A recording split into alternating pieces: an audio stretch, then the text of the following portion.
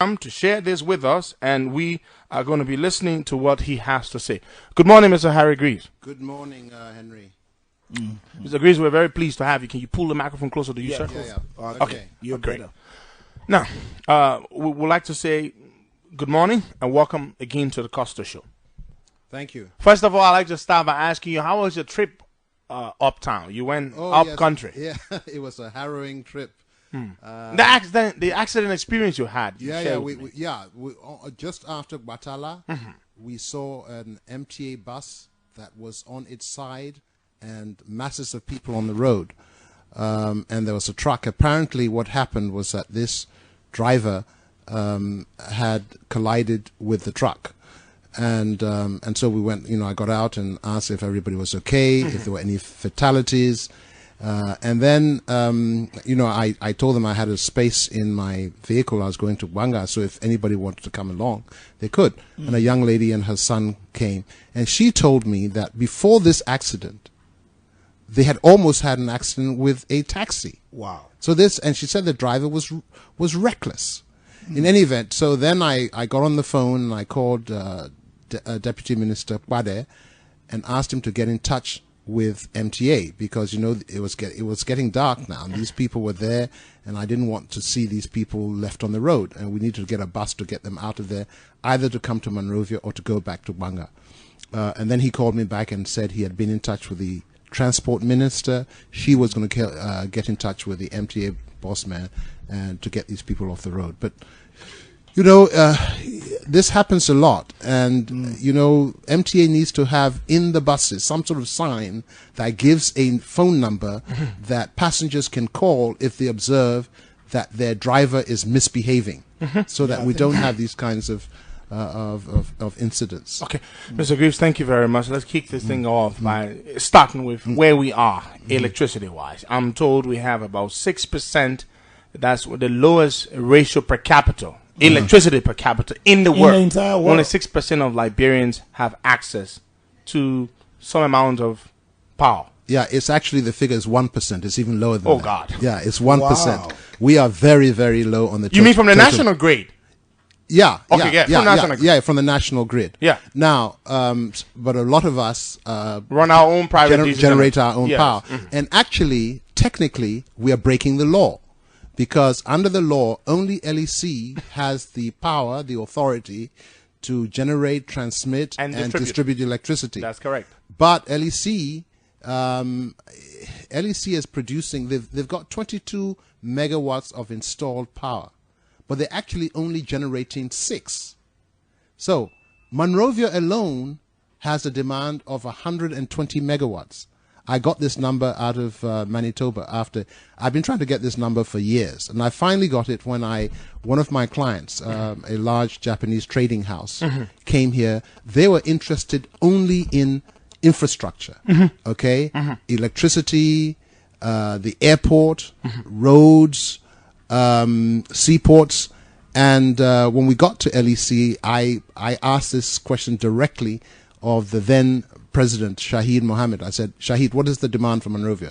I mean, without blinking an eye, he said 120 megawatts. So if LEC is producing only 6, that means they're only satisfying 5% of the demand. The other 95% is being produced illegally by all of us with our Tiger generators, our big generators.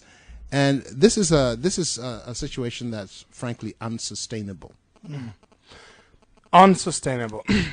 Mr. Greaves, we all do know that. And then the second thing is that not only do we have the lowest energy per capita ratio in the world, which means the amount of people in the country using power as compared to other countries in the world, we also have the most expensive power in the world. 64 cents or something? No, it's now 56 cents after the reduction from some taxes. Yeah, but when you add it all up, it goes. Yeah. Well, now let me tell you something interesting.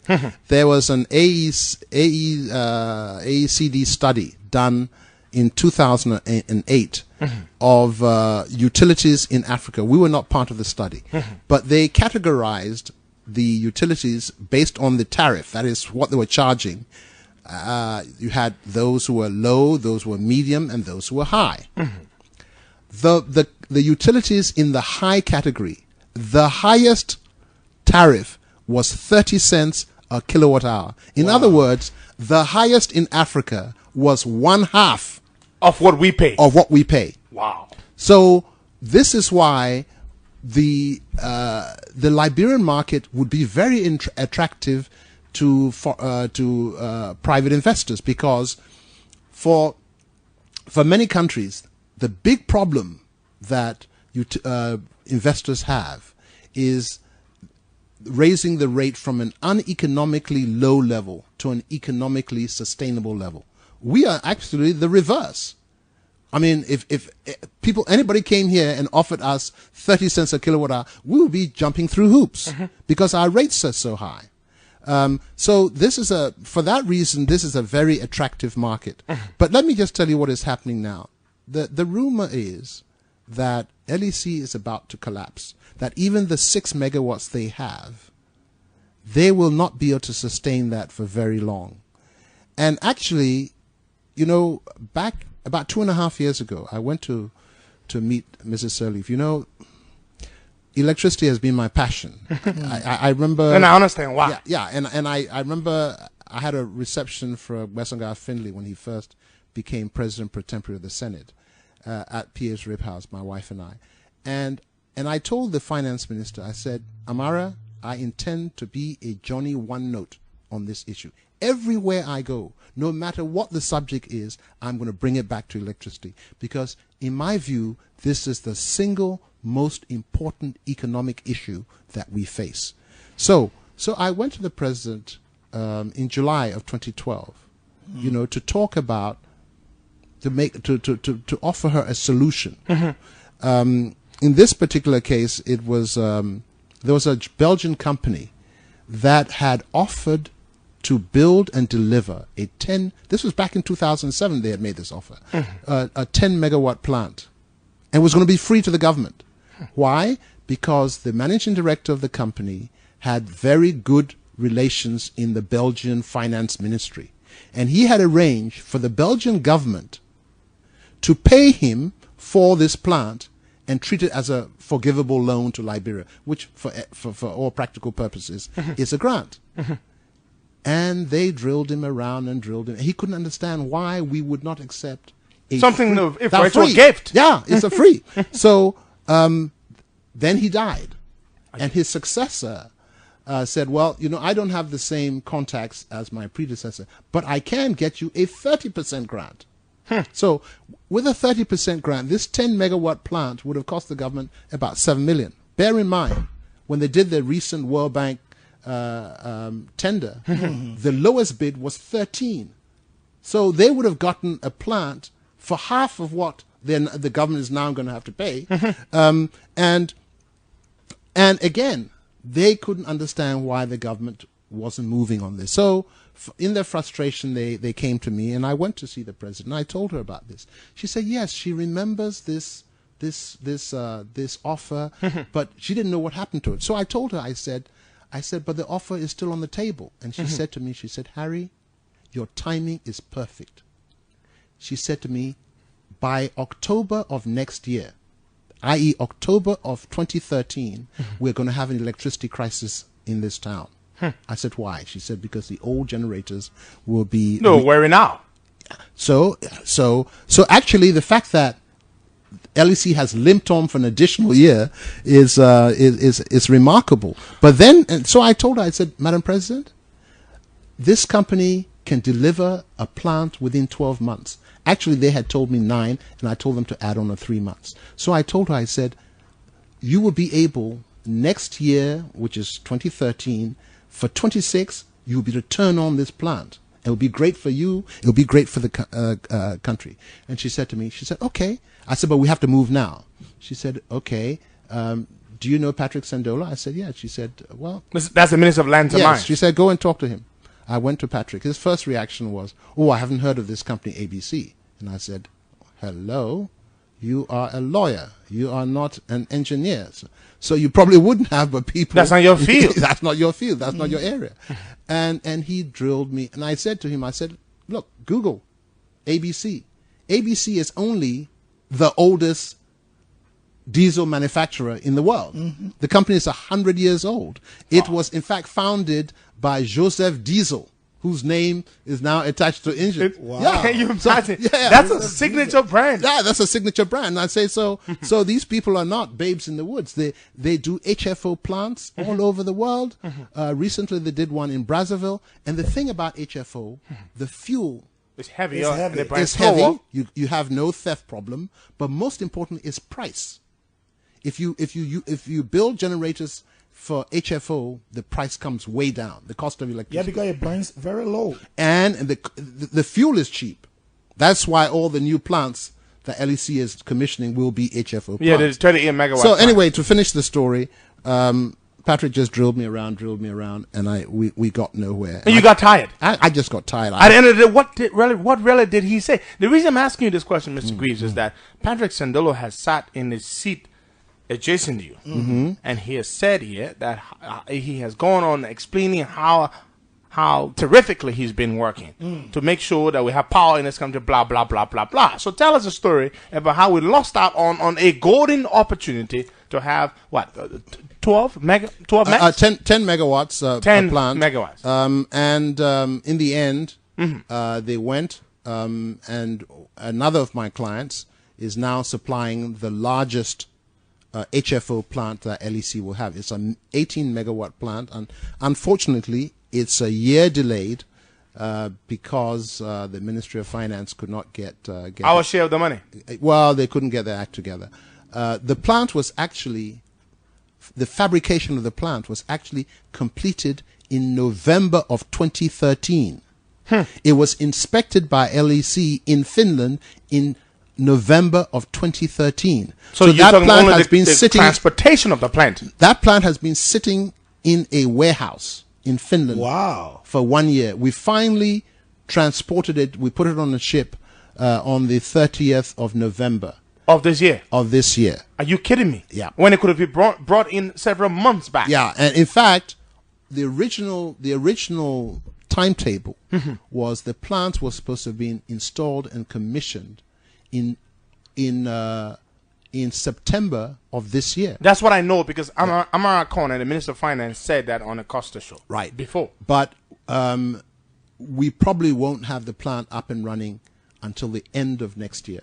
So that means, a year, 3 months delayed. Now, Mr. Greaves, as you said, you don't know how the current plant at LEC has been linking on, but I'm going to tell you how. They've been working and repairing and rationing power, and then, and it's the generators have worn out. They need to be replaced.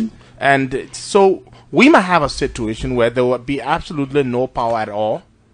By LEC, while we wait for the plant to be brought in. It's already happening. As I speak to you, parts of Monrovia, most parts can be shut down always and can get power. That is a big question, Henry.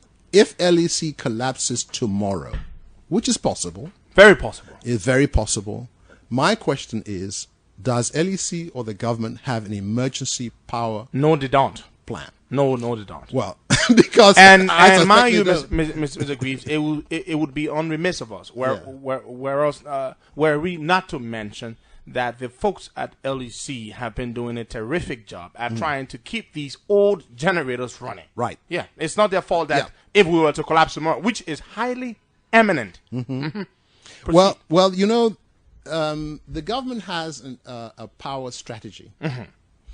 And that power strategy has got. I didn't know they had one. Well, they do. I'm being sarcastic. They have a short-term strategy. Their short-term strategy is to deploy heavy fuel oil generators on Bushrod Island. Our generator, 18 megawatts. The Japanese are building. The total is 38 megawatts. 38 megawatts. So that's a short-term strategy. But that won't get us there because, as I said, Monrovia alone needs 120 megawatts. So if you've got 40 megawatts, you're just supplying a third of what you need, of what Monrovia needs. That's a short term. What's long term? So the long term is to rehabilitate the hydro back to the level it was. But that's 60 megawatts. Right. 60, and the population of Monrovia has tripled since the war. We've gone from 400,000 people to 1.5 million. 1.5 million people. So, and then they're doing it without a dam, Henry. This is the craziest thing I've ever heard. And what that means is we will only get power from the hydro during the rainy season. During the dry season, we will get nothing from the hydro. But at least they're talking about building a via reservoir. But it's prohibitively expensive. It costs $300 million for what they say we need. Now, to hold the water for the rainy season, for the dry, and then it lets it out, and then it gushes through the turbine, and then, and turns it. But that's what you need. But I believe that the government's current strategy is flawed. Terribly flawed. Deeply flawed for the following reasons. First of all, let's take Monrovia. We need 150 to 200 megawatts in this town. We need a little bit of redundancy in the system. And so 40 megawatts will not cut it. 120 megawatts, 150, there is no way in the world that this government in the next 50 years will be able to generate the financing to make that happen. Nope. So the only way it will happen is if the government allows private investors to come in with the financing and the technical know-how and to set up shop. It happens in Ghana. BOT arrangements. Yeah. It happens all over. That's the first thing. Now let's look, and this will be HFO, gas turbine, whatever. Long term. 70 megawatts will not cut it. It won't. We need 10 times that one. We need about 700 to 800 megawatts. And let me tell you how I arrive at those numbers. How it can be distributed and used up. Okay. Let's take the mining companies, the iron ore mining companies. We've got 4 iron ore mining companies. Currently functional. Yeah, ArcelorMittal, Western Cluster, Putu, and China Union. They need somewhere in the region of 400 to 500 megawatts. Among the 4 of them? Yeah, just the 4 of them. And, these companies came to Liberia to mine iron ore. They didn't come here to be utilities. We have forced them to become utilities because we're not offering them electricity on a grid. So you got 400 to 500 megawatts for the mining for the iron ore mining companies. Then you've got the gold mining companies. Then you've got the shore base mining and all. Then you've got the shore base that Chevron is supposed to build in Buchanan for the oil industry. And then you've got Monrovia, 120, as I said, 150 to 200 megawatts. So you're talking about 700 megawatts to build that generation, and water is the cheapest. So you're talking about a hydro of 700 to 800 megawatts. To build that, it's about $1 billion. To build the transmission and all that, by the time you're done, you're probably talking somewhere in the region of $2 billion. Now, Liberia, with the transmission and the distribution, and the dam itself, yeah. So you're talking about that. And that's our GDP, our entire GDP. That's right. You've made a great observation. That's our entire GDP. Yep. And Liberia is not a big country. We are about the size of the state of Tennessee, for heaven's sake. To string cables around this country is not a big deal. But again, can the Liberian government do it? No way in the world. We'll be here for the next 50, 75 years, and the government wouldn't be able to do it. But big companies can do it. Yes. Let me take my example. The client I brought here, they were interested only in infrastructure, electricity, the airport. This is not the biggest company in Japan, but this company generates, its annual revenue is $50 billion a year. Are you kidding me? In other words, what this company generates in 1 year, it would take the Liberian government 85 years to generate. That's 25 times our country's GDP. 25 times. What they make a year. That's right. What they make a year. That's another observation. What they make a year is 25 times the GDP of our entire country. So for a large company like this, Sino Hydro, from China, one of the biggest. Sino Hydro, Henry, has been beating on our doors. I remember from 2003 when we. Are you kidding me? Yes, when we first came to town. And so let me just point this out before you perhaps forget it. They just built or are building a 600 megawatt hydro plant in Ghana.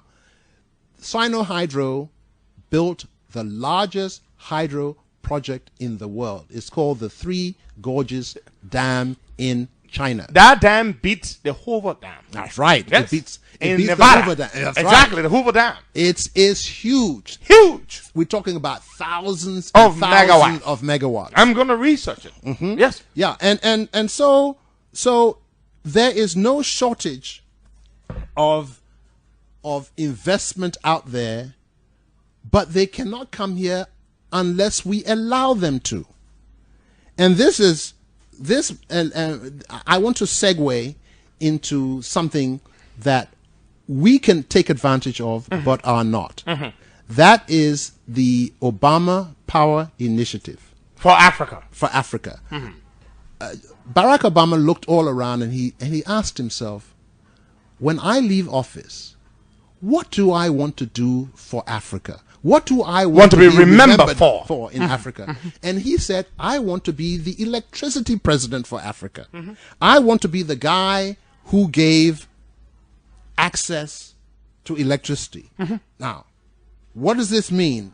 In June of last year, Barack Obama launched his Power Africa initiative in Johannesburg.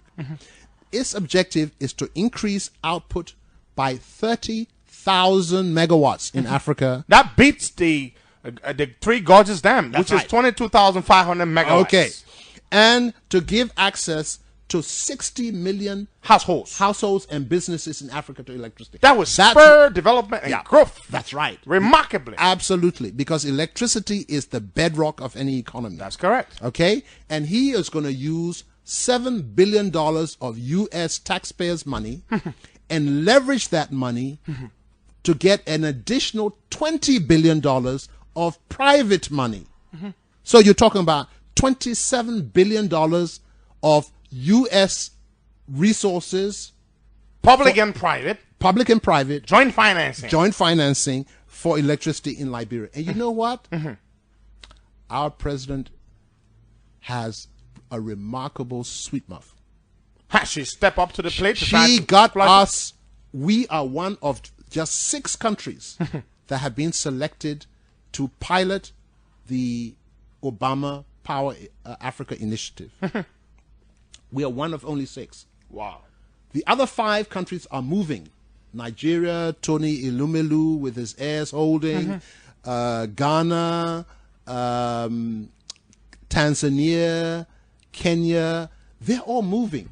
We are the only laggards. We are the only country that is not moving. And the reason is very simple. Why is that, sir? In case of Liberia, there are 3 conditionalities. In other words, they're not saying we're not going to just come here and waste our money. We want you to do the following 3 things.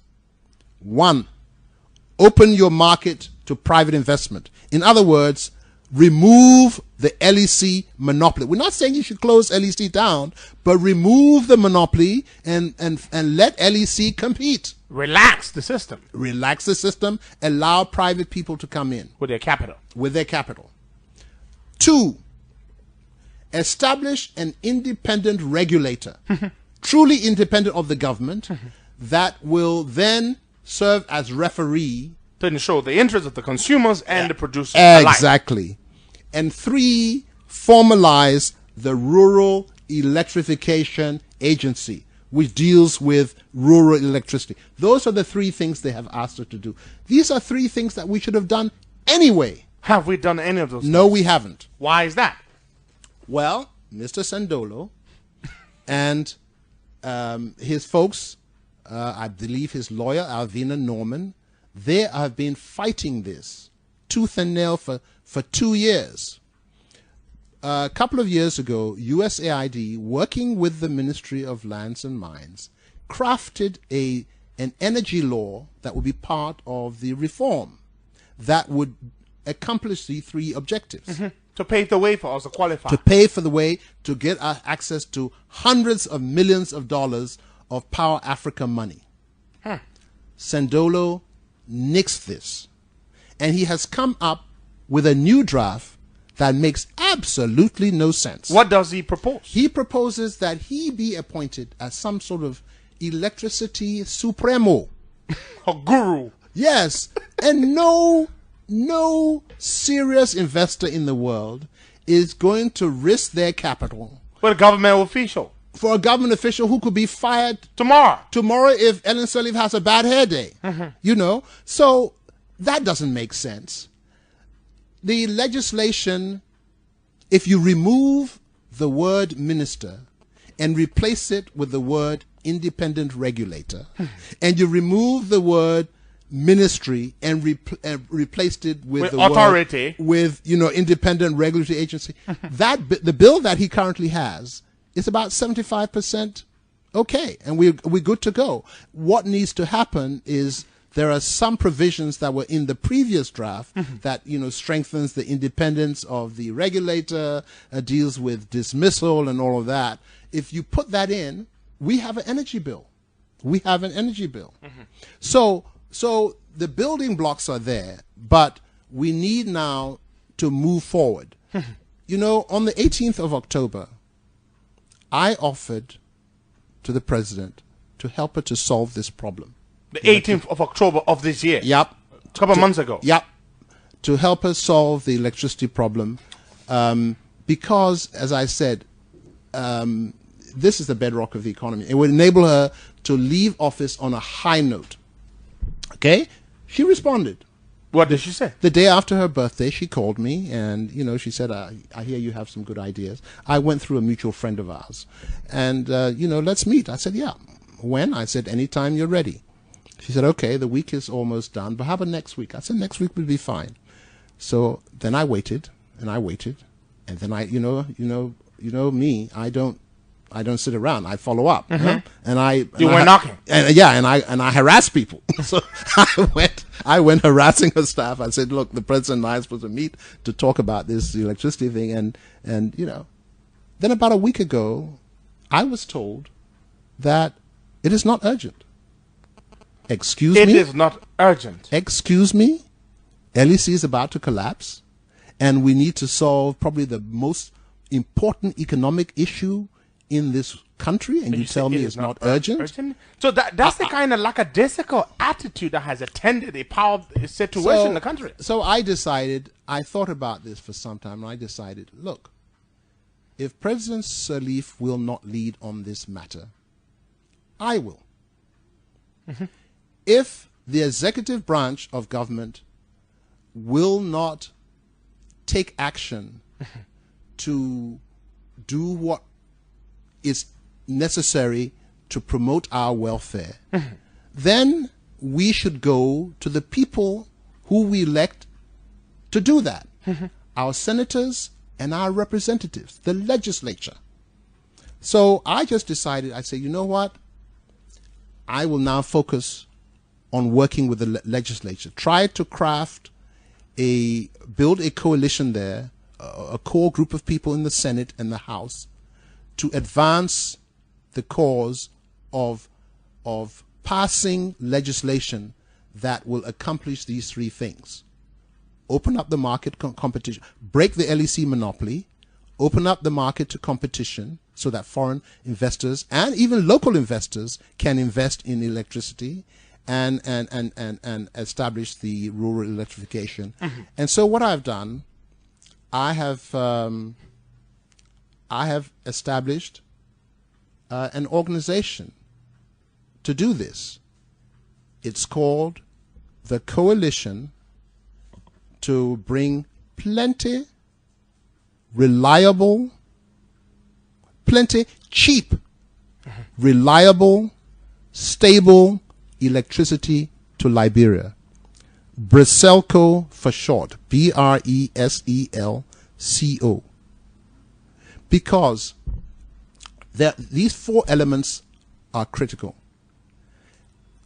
Electricity, we need to have a lot of it. It's not enough to go halfway. Nope. The St. Paul River, all the studies that have been done, the St. Paul River is capable of generating 1,000 megawatts of power. Yeah, those rivers have been tapped. And we're not even talking about the St. John, the Kavala, the Sino. So the electricity needs to be plenty. And it needs to be cheap. I'm not going to use the word affordable because affordable is, anybody... It's tactful. Well, it's in the eye of the beholder. What is... It but needs cheap to be, is the right word. It needs to be cheap. Mm-hmm. And let me tell you why. Mm-hmm. A little while back, I was talking to the former CEO of Lone Star, Tibogo. Mm-hmm. And I asked Tibogo the question. The South African fellow. Yes. I asked Tibogo, I said, Tibogo, how much do you people spend on electricity every month? He said, $400,000. I almost jumped out of my seat. Pretty close to $500,000 a month. I said, so you're talking about $5 million a year you spend on electricity? So I asked him, I said, if you were in Ghana consuming the same amount of electricity, what would be your electricity bill in Ghana? He said $1 million. I went running to it. I went running 25%. I went running to 75% less. I went running to Amara. I said, Amara. This is Amara Kone. Yeah, the finance minister. I said, Amara, look at the situation with Lone Star. They are spending $5 million. They should be spending about $1 million. The difference is $4 million. At the tax rate of 25%, if we gave these people correct electricity, you would be earning $1 million a year more from just this one company in tax revenues. That's correct. So it makes sense for us. Cemenco. The people in Cemenco say that if they had, cement making is a huge consumer of electricity power. That's correct. Yeah. Okay. The grind of stones. Yes. Cement. They are energy hogs. Yeah. So they say that if they got correct electricity, they could drop the price of cement from $8 a bag to $4.50 a bag. Henry, can you imagine how much development would happen in this country if people could buy cement for $4.50 a bag? Are you kidding me, sir? Businesses, take our business. My wife, myself, PA's Rib House. Back in 2008, when we rebranded the company, the president came and cut the ribbon, and there was great hope and promise. Mm-hmm. Our goal was every 2 years we'll build a new outlet. And you have a chain all over the place. And we have a chain. So 2010 came, we opened Painesville, and we were full of hope and joy until the bills started coming in. That little place in Painesville, we spent $100 a day on power. In Lakwasi, we spent $12,000. That's $3,000 a month. We spent $12,000 before Ebola. $12,000 a month. If you add the two together, that's $15,000 a month out of your profit margin. That's $180,000 a year. So even if you said our profit margin was 10 to 15%, we spend more on electricity than on our payroll. And we had 100 employees. We spend more on electricity. So in that environment, there's no way you can make a profit. You cannot grow. You cannot grow. So the president used to ask me all the time when we meet, how is business? And I used to give her the same answer. We have sales, but no profit. Yeah, you are selling. Yeah. But there's no point in just selling. Because we can't make a profit. Exactly. And so after Painesville, our intent was the next one we're going to go to Somalia Drive, then we're going to go to Buchanan. I told her, no more expansion until the electricity problem is solved. Raja, my good friend Raja at Stop and Shop, I was in his supermarket one day and I asked Raja, I said, Raja, how much do you spend on fuel oil every day? He said, take a wild guess. I thought about it. I said, $300. He said, nope, you're not even close. I said, 400? He said, no.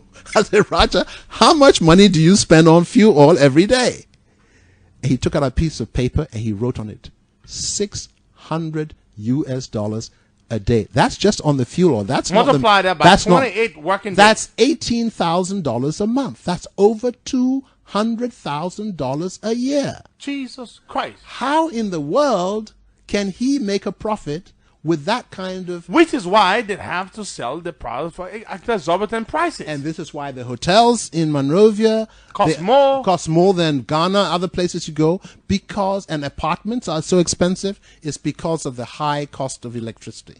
But Mr. Greaves, we know inarguably electricity is the most important catalyst for growth.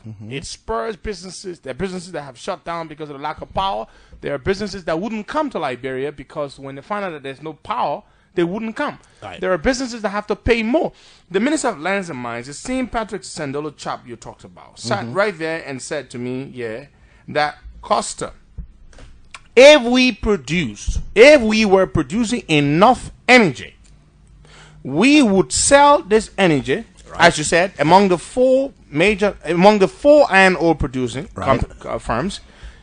They consume around 500 megs. Yes. He said if we were producing power, enough of it, and cheaply too, we would sell to them, and we would make from that sale of power more money than we currently make from the royalties and the taxes the iron ore firms pay us. Yep. Are you kidding me? So we could simply say, let's just produce a hell of a whole lot of power. Now, I'm going to share this with you also. You might have heard about this firm called Jindal. Jindal is an Indian firm. It's part of the Jindal Group conglomerate. It's in steel, it's in iron ore mining, it's in milling and everything. They are worth around $18 billion. Jindal Steel and Power came to this country with two proposals. They went in the Wologizi, which I strongly stood up against, but I supported the clean coal power technology plant that they were seeking to construct in Top Monrovia. In 24 months, they said they would bring the capital and they would build a clean coal power plant beginning with 175 megawatts. Right. And they will bring that power to the government of Liberia, and they will sell it to the government at 15 cents per kilowatt hour, and then the government can sell on to end consumers. They also said, because we're not going to build a transmission and distribution network, we're going to help you, through our influence in India, secure a concessionary loan of $144 million to build the transmission and distribution network. So that when we have completed building the generating sets, you would have the distribution network in place. The wires, the cables will be stringed up all over the place so that you can transport the power and sell the power. Guess what? Two things they need the government to do. Sign the IPP. The PPA, the power purchasing agreement, that the government will buy the power when it is produced. Not that there's not a demand for the power, Mr. Greaves. There certainly is a demand for power. They were building one, and then they had the plans to build a second one, the third one, and the fourth one. You're talking about 750 megawatts, built with 100% funding from the company. All we had to do, sign the agreement. Amara Kone and other government officials made a huge trip to India. They went there and they secured the $144 million. $144 million, 6-year moratorium. That means we would only begin to pay off on this loan in the 6th year. And at a fixed concessionary interest rate of 2.7%. This is virtually 0% interest. This is a great loan. Now, what have we done, Mr. Greaves? Absolutely nothing. I have asked and asked and asked, where are we? Clean coal power technology is better than the traditional coal power technology. But Mr. Greaves, we've gone nowhere with that too. Okay, getting the government involved is one option, but I don't think it's the best option. I agree with you. Okay. And let me use an analogy of the telecommunications industry here. In 2003, when we first came to town, the transitional government, we had a state-owned enterprise called Liberia Telecom, LTC. It was flat on its back. And we had a situation here. There were conflicting frequencies. You're talking to somebody, and then somebody else comes in, interrupts your call. So Chairman Judy Bryant set up a little committee chaired by Professor Willie Belle. I was on it, and Abdullah Vandi and a number of other people, Len Namwe.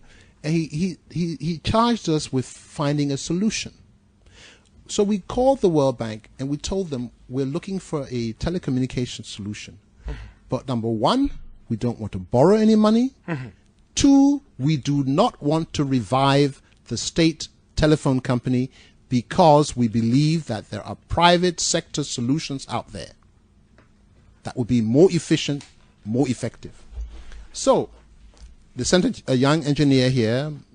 He took a look and he told us, he said, this market, in my view, can only sustain 3 operators, but you have 4 who have actually made investments. The other 8 people who claim to have licenses, they've made no investment, so just tell them to go away. And so we took his advice.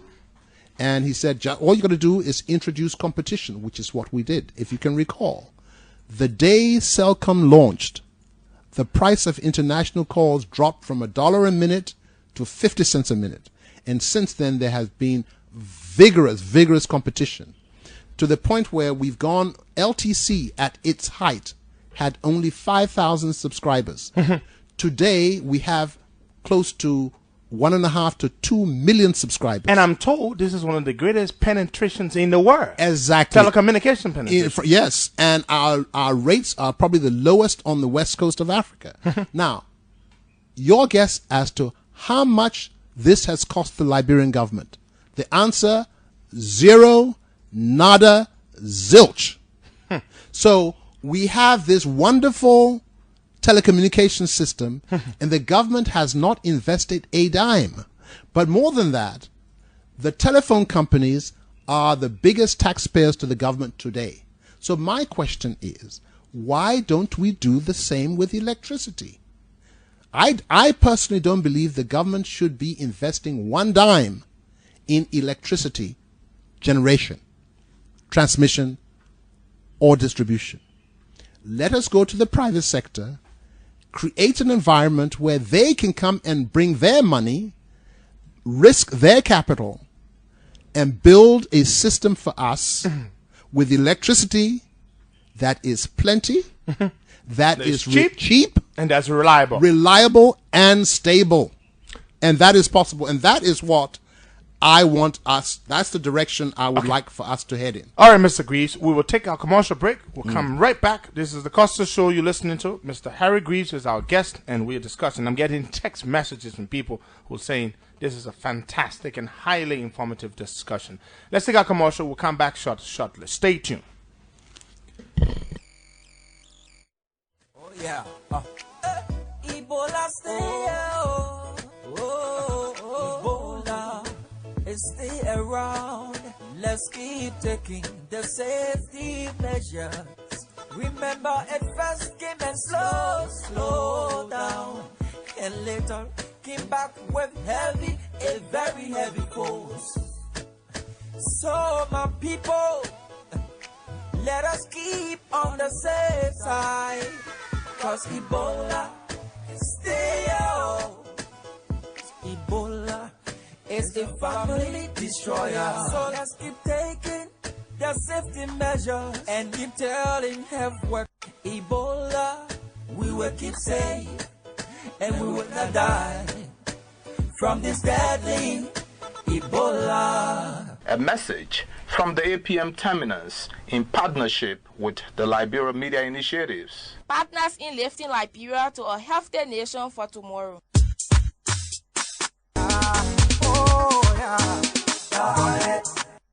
Ensure professional management of tax and custom administration.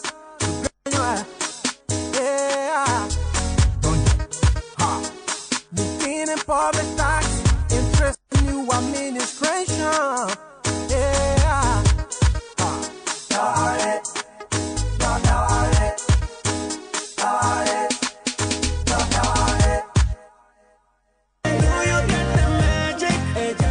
Nova Food again, oh my people. For the November 29th celebration, Nova Food say if you just recharge $1 at any of their point of sale, your celebration power, it will be super.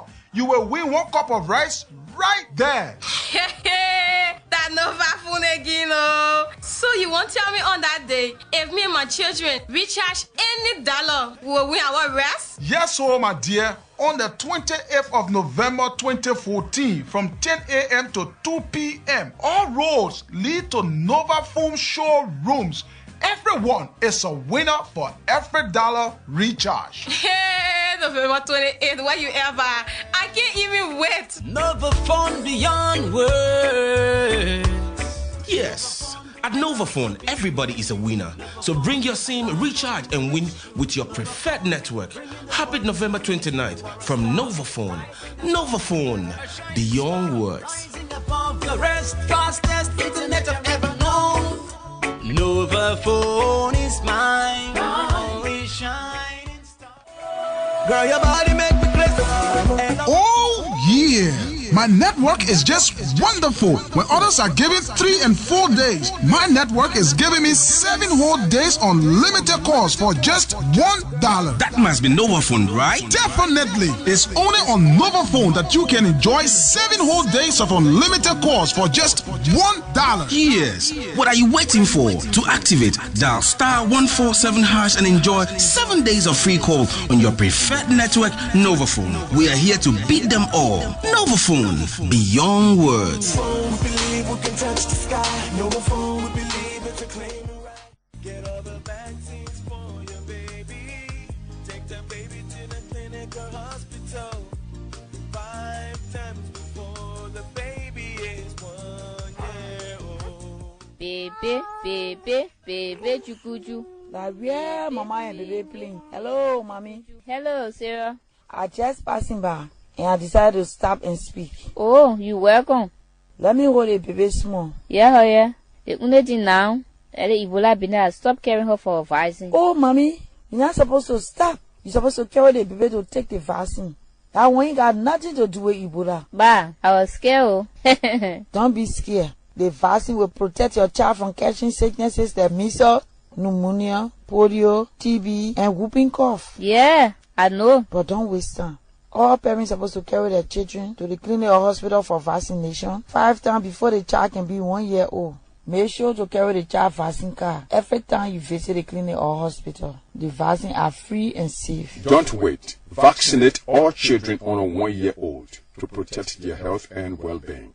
A message from the Ministry of Health and Social Welfare, UNICEF, WHO, and partners. Get all the vaccines for your baby.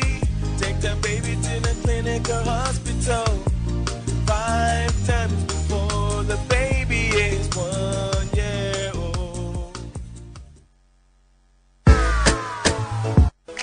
Let us keep on the safe side, 'cause Ebola stay out.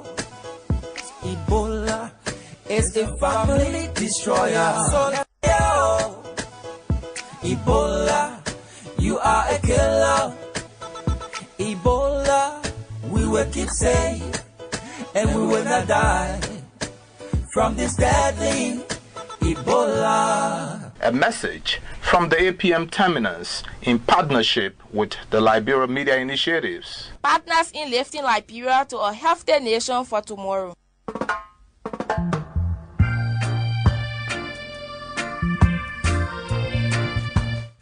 Good morning. Welcome back to the Costa Show on Voice FM 102.7. I'm Henry Costa, your humble servant, and today is Tuesday, the 9th of December 2014. It's 17 minutes past 9 a.m. Mr. Harry Greaves is our guest this morning, and we are discussing electricity, power, and ways we can go about ensuring that we have not just affordable, not just reliable, but reliable, stable, cheap, and enough of it. Because any good thing, any scanty amount of anything good is not good enough. So Mr. Greaves, in this segment of the program, will specifically be advancing to all of us his strategy, how he intends to go about helping to solve the acute and chronic electricity problem we have in the country, which many of us know that is holding the country down. Mr. Greaves, welcome back to the Costa Show. Thank you so much. Mm-hmm. Now, as I said earlier, if President Sirleaf and Patrick Sendolo do not wish to do what they need to do to give us plenty, cheap, reliable, stable electricity, I don't think we should just sit down and say, oh, if the president is not doing this, then we should do nothing. You know, she will be leaving office in 3 years and probably jetting off to a well-deserved retirement. This woman has been in public service for probably close to 50 years, okay? But we will remain here, and our children will be here, and our grandchildren will be here. And we shouldn't allow anybody to just put our lives on hold. And we can do something.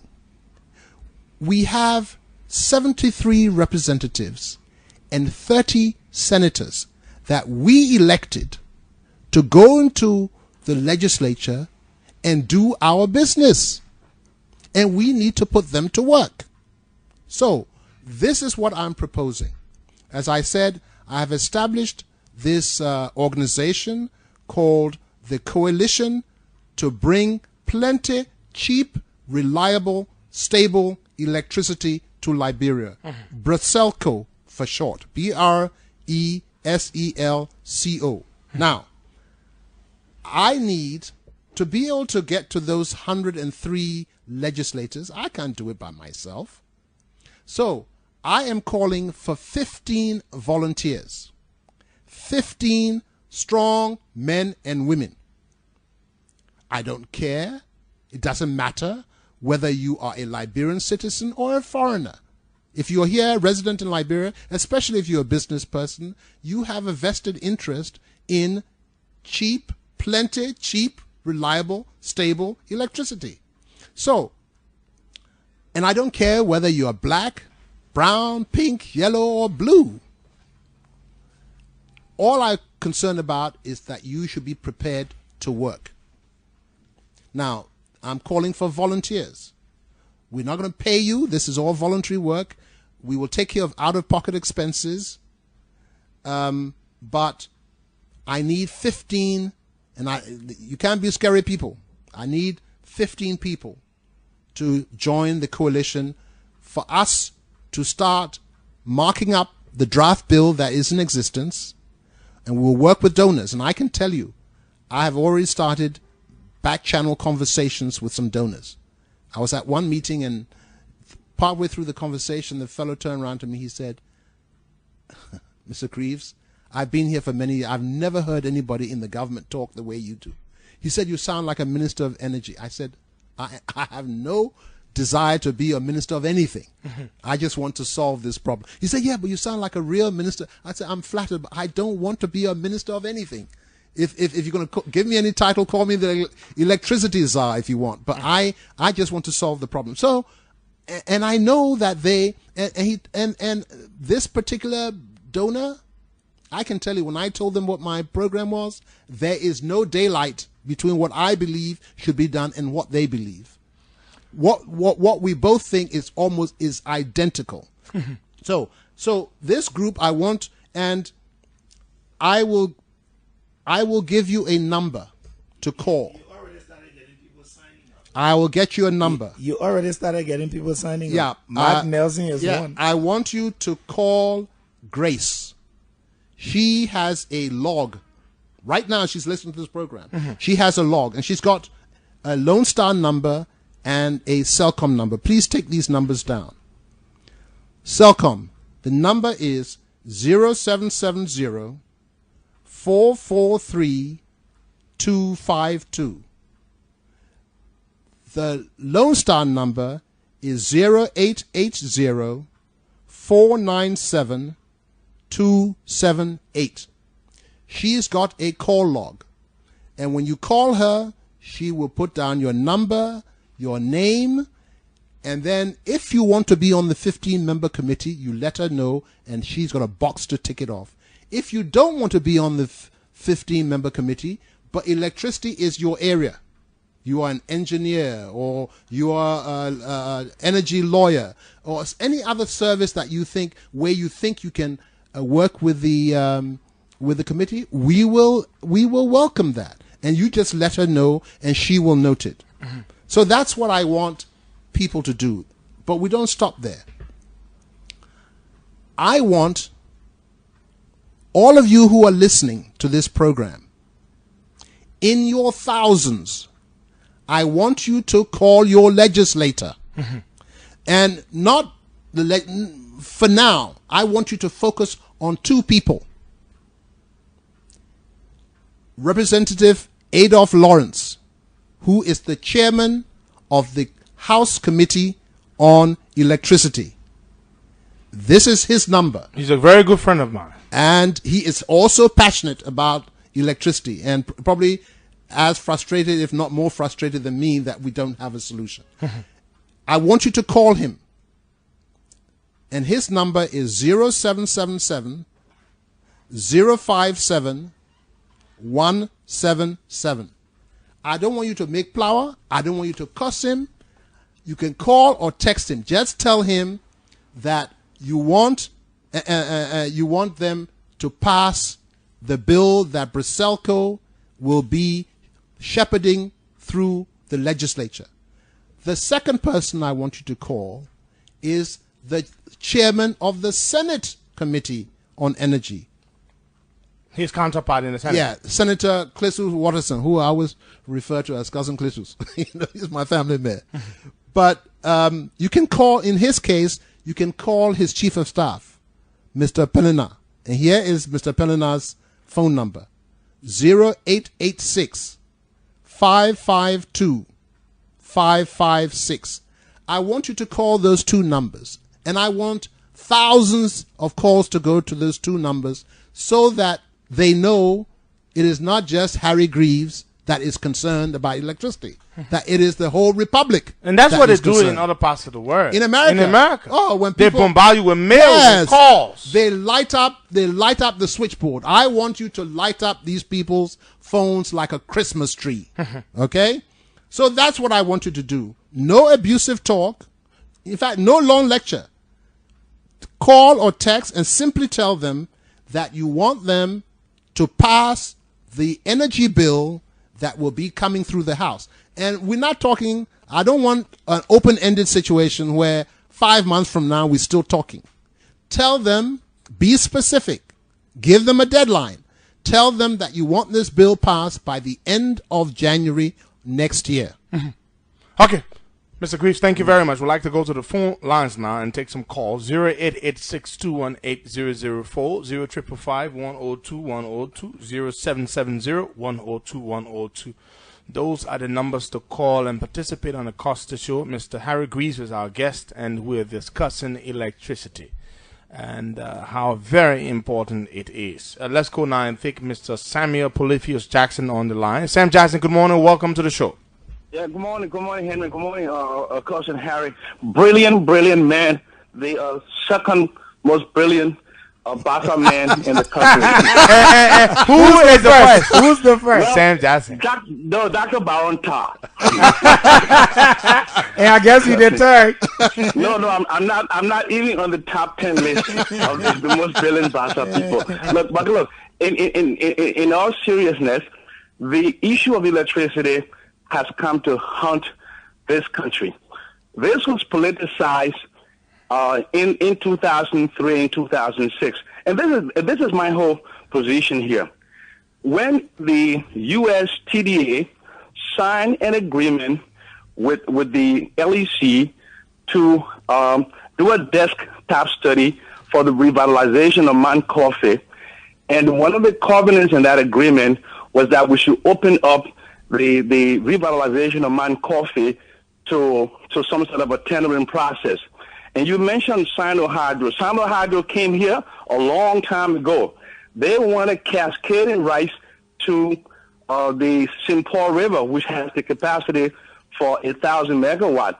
And we could not do it because there was a geopolitical reason why we could not do it. And Harry hasn't spoken to the geopolitics of electricity. Had we not had inflection of geopolitics in the production of energy in this country, we will have energy today. That's my first thing. The second thing is that we messed around with a company called BRE that was supposed to give us 30 megawatts of biomass. You cannot have your foundational energy coming from biomass, which for our purpose in this country is untested. We needed to go to hydro, and you mentioned the St. Paul, the Cavallo, the St. John's, and what have you. So in the recent Liberia constraints analysis, only 1.7% of Liberians have access to the grid. In the urban areas, only 5.6% of Liberians, while in Sierra Leone is 35%. And we have all of these negative things that happen in the economy, slow growth. And so, Harry, while I'm not going to volunteer yet because of my current position, but you have my support, and let's do it. Thank you, my brother. Thank you. Thank you very much, Sam Jackson. Let's go to the phone lines and take more calls. Morning. Sam, even if you can't volunteer, you can still work along with the morning. The organization. This is Benjamin Williams. Yes, Mr. Williams, let's hear you. Yeah, I'm happy that Mr. Greaves has followed these recommendations. And all we can do is the level where our lawmakers show by January, the end, we can show that the bill can be passed. And we are going to do everything. I'm calling on my lawmakers from Maryland, County Representative Chimas, to ensure that he form part of that committee, that we ensure that the people of Liberia get electricity. So I want to commend Mr. Greaves with him, who going to level with all of the legislators to ensure that we can have a reasonable and cheap electricity in this country, because it is a problem and it's a challenge that we have in this country. And we need to get together, to work together to make this happen. Thank you very much. Okay, my brother. Thank you. Thank you very much for your contribution. Let me take this one. Good morning. Yeah, good morning, Woods. Good morning, Harry. Good morning, Mr. Greaves. This is Mark Nelson calling from Monrovia. Mr. Greaves, Mr. Greaves, you just made my morning. I mean, elections have been one of my die-hard problems for the Republic of Liberia. And basically, this morning, it just got my heart so filled, George. I even text Woods to tell you I want to be part of the 15-man committee. Yes, I said it. I will be pushing it from the youth angle, because we the young people of Liberia, we need electricity. I know exactly what the legislature will do if you have to come to Liberia, because every fabric of the sector development, it boils down to electricity. So I'm so happy this morning. And with the people man here now late, we continue to talk to the legislator, talk to all those responsible to make sure that in the coming years, Liberia experience electricity. Okay. Thank you very much. Thank you very much. Let's leave it there. Thank you very much. A minute per caller. Good morning. Good morning, Henry. Yes, sir. This is Samuel Manuel calling from Sinka. Let's hear you. Mr. Greaves has taken on a duty of a patriot and a nationalist. We are very happy for his advocacy, and we are with him. Henry, you can tell him that he has my support. Hello? Are you there?